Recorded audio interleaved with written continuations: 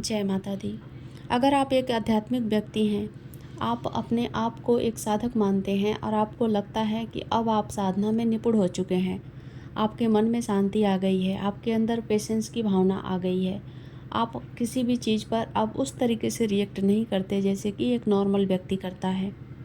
उस समय आपकी एक परीक्षा शुरू होती है और बहुत सारे साधक 99% साधक इसी परीक्षा में फेल होते हैं।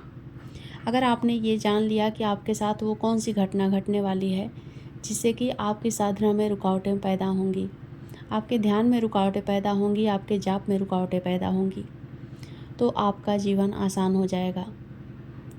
देखिए, कुछ बातें हैं जो कि आध्यात्मिक जो गूढ़ रहस्य है वो बातें होती हैं जिसको हर कोई एक्सेप्ट नहीं कर पाता है, लेकिन आपके एक्सेप्ट करने ना करने से ये चीज़ें बदलने नहीं वाली, ये आपके साथ होगा ही होगा। अगर आपने ईश्वर को चुना है, ईश्वर की भक्ति चुनी है, आध्यात्मिक रास्ता चुना है, तो ये घटनाएं आपके साथ ज़रूर घटित होंगी। चलिए जानते हैं वो कौन सी घटनाएं हैं जो आगे आपके जीवन में घटने वाली हैं या फिर घट रही हैं। तो आप संभल जाएंगे और आप अपने आप को पूर्ण विश्वास के साथ, पूर्ण मजबूती के साथ जब आप उस मार्ग पर चलना शुरू करेंगे तो उस परीक्षा में अवश्य सफल होंगे। देखिए, जब आप साधना क्षेत्र में हैं तो आपको आलस नहीं करना है। आपको नियम से अपनी जो साधना है, मंत्र जाप है, वो सब कुछ करना होता है ना? तो होता क्या है कि जब आप अपने आप को निपुण समझने लगते हैं तो फिर आपको आलस आना शुरू होता है। आपको ये लगने लगता है कि अब तो मैंने इतने सारे मंत्र जाप कर लिए जितनी की सिद्धि होने के लिए चाहिए। यानी कि एक मंत्र को सिद्ध करने के लिए आपको जितने मंत्र चाहिए वो जप कर लिए हैं आपने, अब आपको ज़रूरत नहीं है। या फिर अब ध्यान में थोड़ा बहुत ऊपर नीचे हो भी जाएगा, थोड़ा 1-2 घंटा कम ज़्यादा हो भी जाएगा तो कोई बात नहीं, अब तो आपने इतने सालों से कर लिया है। आलस आने की वजह से ऐसा होता है और इच्छा शक्ति की जो परीक्षा होती है वो ऐसा आपके मन में डाली जाती है। तो जब आपके मन में आलस का भाव आने लग जाए तो आप समझ जाइए कि ज़रूर ये मेरे इष्ट की परीक्षा चल रही है। नियमों की परीक्षा भी होती है।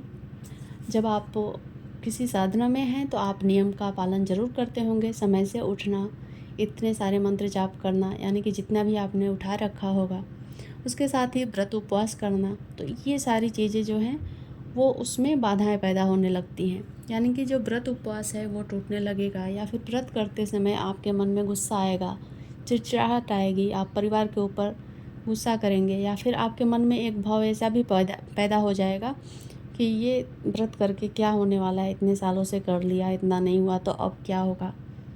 या फिर नियम में आप कहेंगे कि चलो थोड़ा 10 मिनट आगे पीछे ही सही, कर तो रहा हूँ ना भक्ति। ये सारे जब भाव आने लग जाएं तो ये भी जान लीजिए कि आपकी परीक्षा चल रही है। रिश्तों में उलझने आना, आपके रिश्ते टूटने बिखरने लग जाएंगे।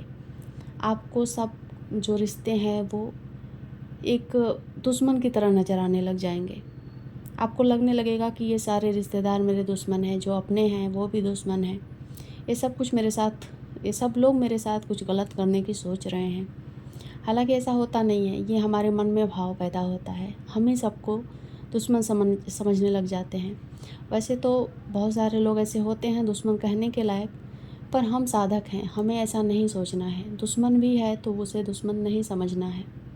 इस तरह का भाव रखकर हमें साधना करनी होती है। और जब ये भाव आने लग जाए कि ये फला व्यक्ति मेरा दुश्मन है, या फिर ये मेरा नुकसान करना चाहता है, या फिर आपके मन में अपने ज़मीन जायदाद ये सब की भावना पैदा होने लग जाए, उसको आप संचित करने लग जाएं, उसको आप बचाने की कोशिश में लग जाएं साधना को छोड़कर, तो आप समझिए कि ये आप ईश्वर के चक्रव्यूह में फंस गए हैं।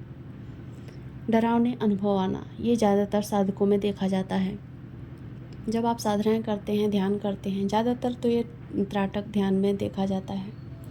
आपके कान में कोई आकर बोल के चला गया, कुछ आवाज़ आई आपके कान के पास, या फिर कुछ दृश्य ऐसे दिखाए गए, कुछ चेहरे ऐसे दिखाए गए जिससे कि आप इतने भयभीत हो गए कि आपने वापस वो ध्यान, वो त्राटक, या फिर जो भी आप कुछ कर रहे थे साधना के दौरान, तो वो आपको करने की वापस से हिम्मत ही नहीं हुई, आपने छोड़ दिया, वहीं पर उसको स्टॉप कर दिया। तो ये भी आपकी एक परीक्षा ही थी जो कि आपको स्टॉप नहीं करनी थी, आपको कंटिन्यू करते रहना था।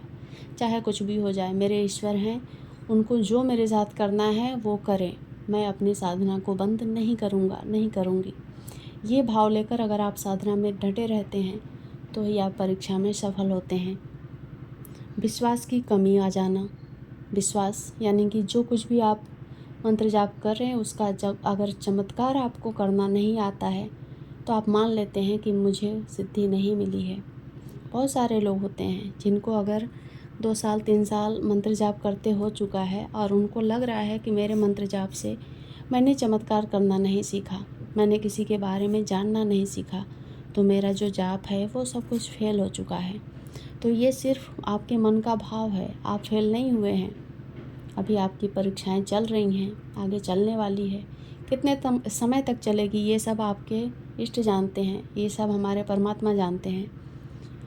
तो अगर आपके मन में ऐसा अविश्वास का भाव आया, या फिर बहुत सारे लोग होते हैं देवी देवताओं को बदलते हैं कि चलो इस देवी देवता की पूजा पाठ करके मुझे कुछ फ़ायदा नहीं हुआ, मैं चमत्कारिक पुरुष या फिर स्त्री नहीं बन पाया, तो मुझे अब दूसरे ईश्वर की साधना शुरू कर देनी चाहिए। या फिर बहुत सारे लोग ऐसे भी होते हैं जो नेगेटिव शक्तियों की तरफ आकर्षित होते हैं, भूत प्रेतों की जो पूजा है वो करना शुरू कर देते हैं, क्योंकि ईश्वर से जल्दी ज़्यादा प्रसन्न भूत प्रेत ही होते हैं और वो बहुत कुछ देते हैं, सक्सेस देंगे, चमत्कारी आपको बना देंगे, आपके अनुभव बढ़ जाएंगे। जो कुछ भी आज कल का जो माहौल है वो देख रहे हैं वो ऐसा सब कुछ होगा आपके साथ।